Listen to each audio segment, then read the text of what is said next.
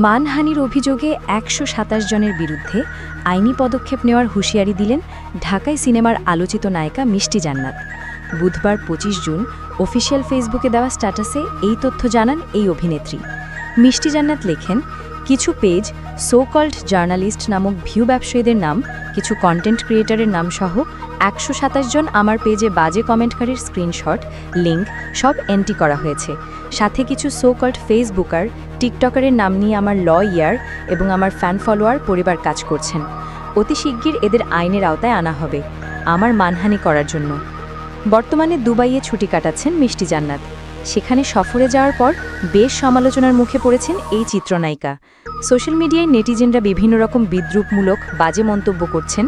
Dubai থেকে মিষ্টি জান্নাত ফেসবুক স্ট্যাটাসে লেখেন, একদল লোক পিছনে লেগেই আছে, এখন তাদের আর কোনো ক্ষমা নেই। ধন্যবাদ, ভালো থাকবেন।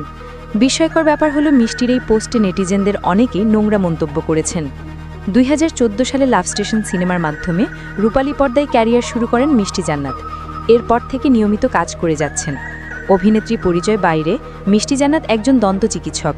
রাজধানীতে তার একটি ক্লিনিকও রয়েছে।